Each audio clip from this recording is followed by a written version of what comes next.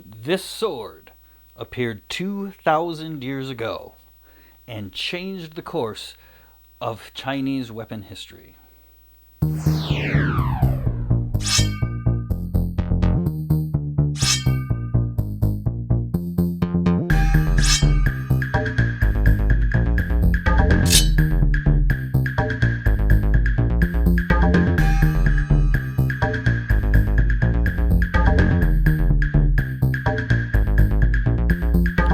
Greetings all, welcome back to the Sword Lab. We have another sword from LK Chen here to look at. This one is very, very special.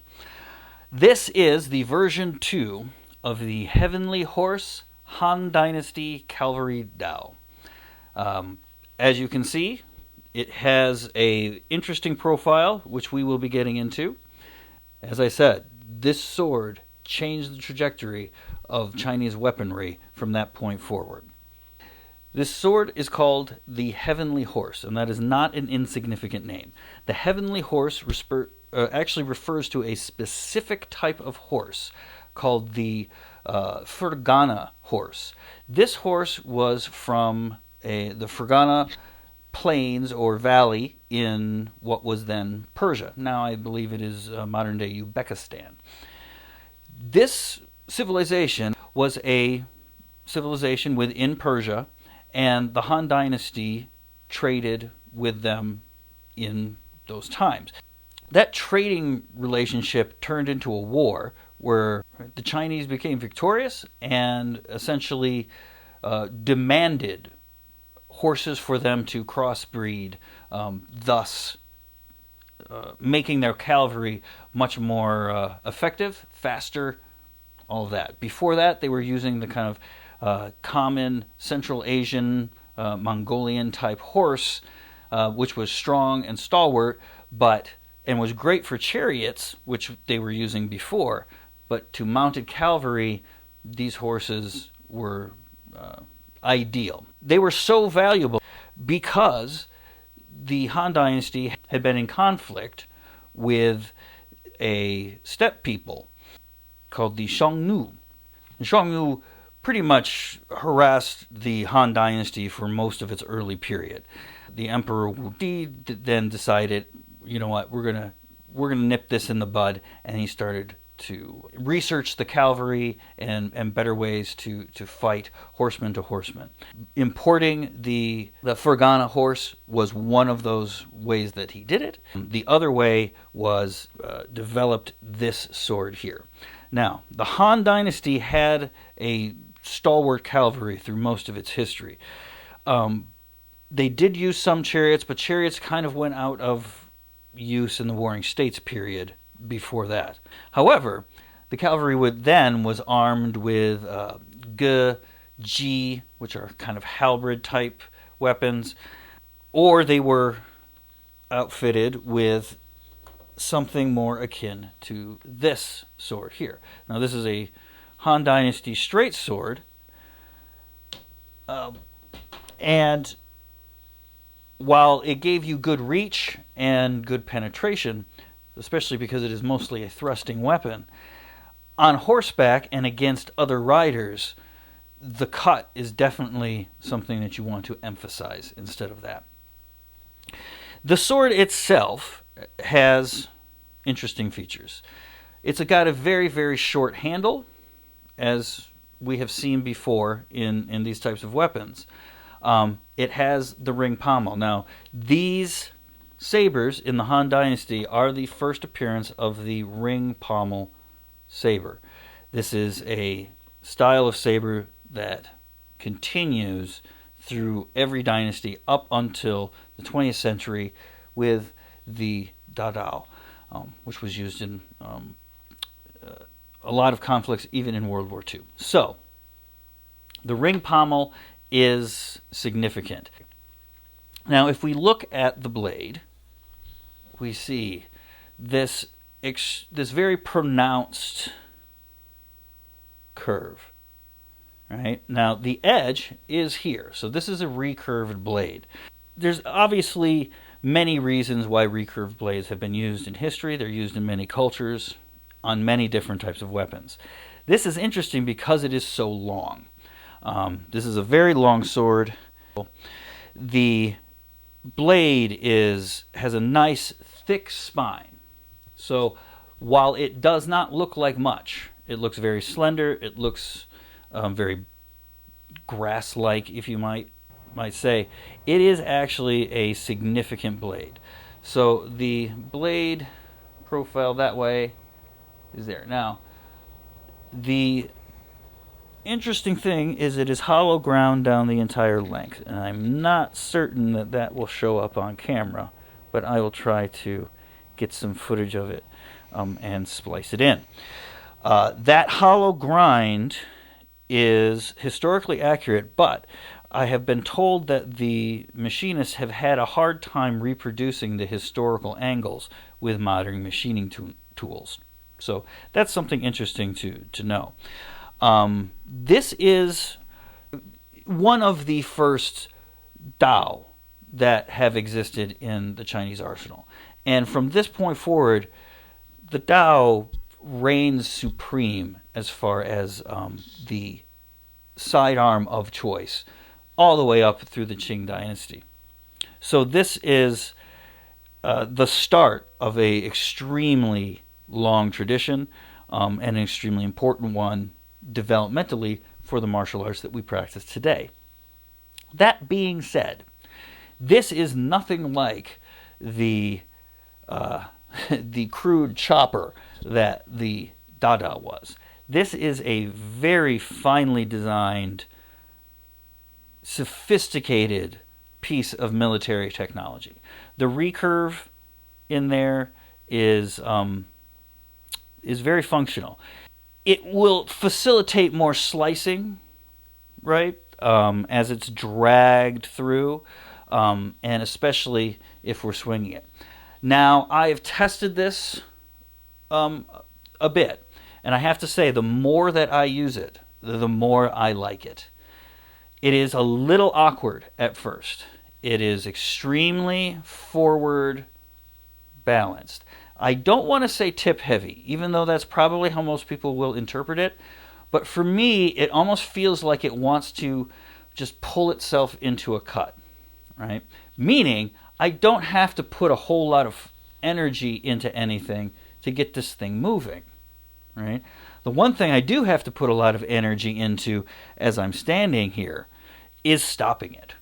Right? There's a lot of momentum that's coming through here. So I've noticed that as I have cut targets with it, follow-throughs that allow the saber to kind of go through here, I've kind of needed.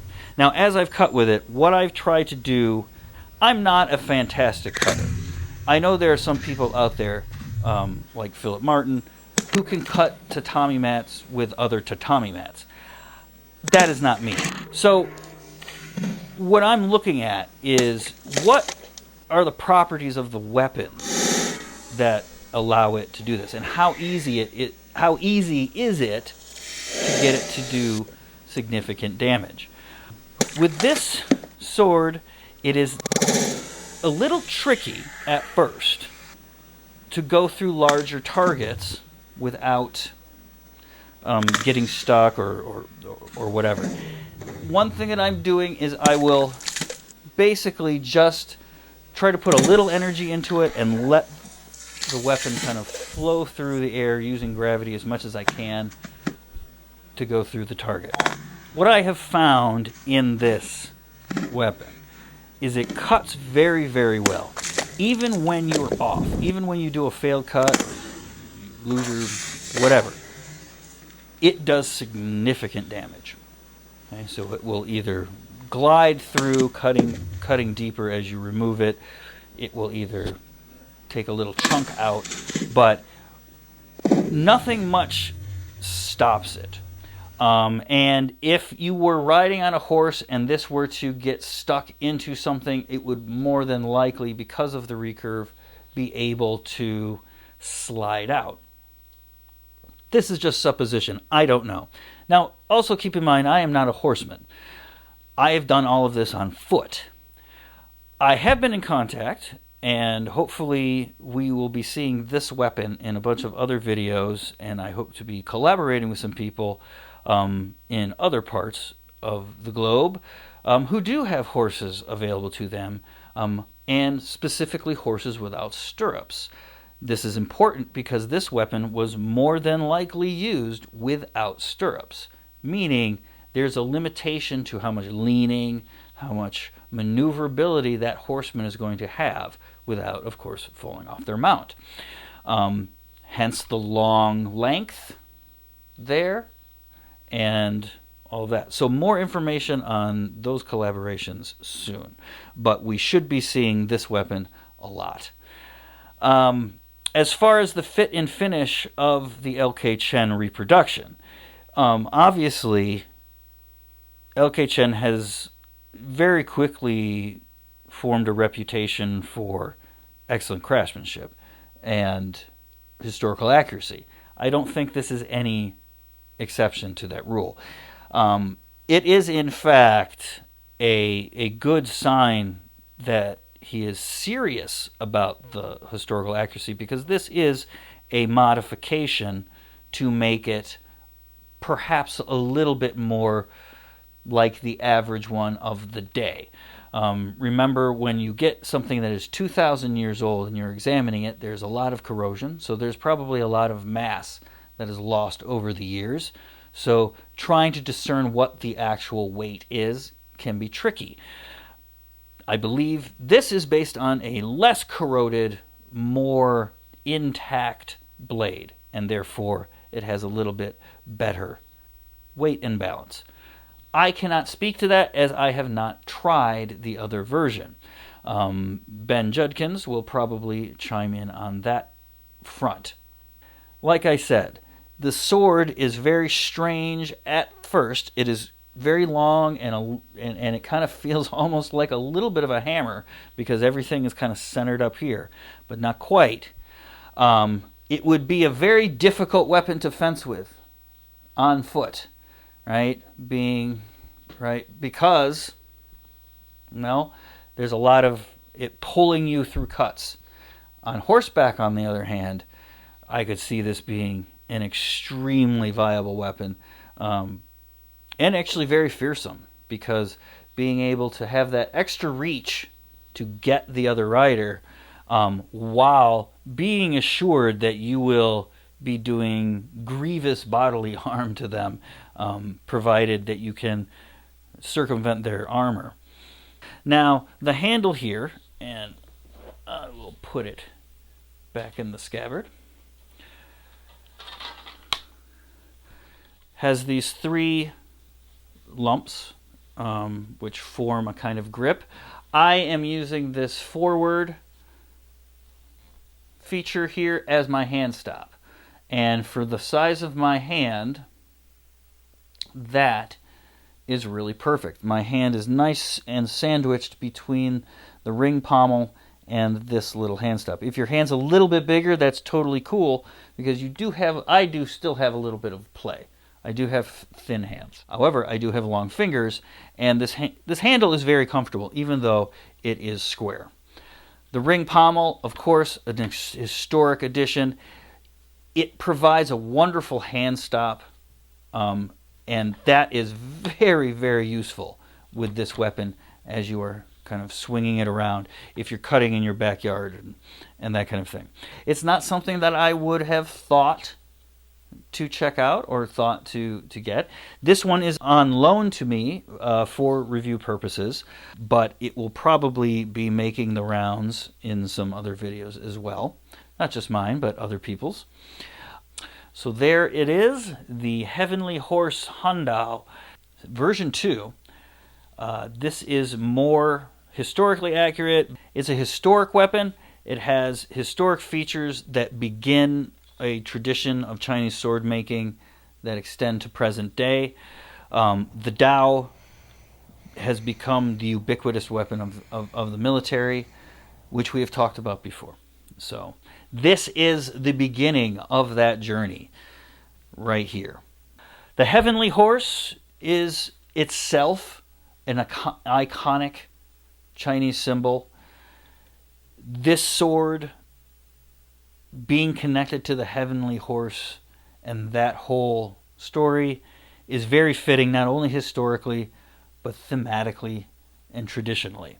So, a very, very special sword, an extremely historic sword, often called the grandfather of all Dao.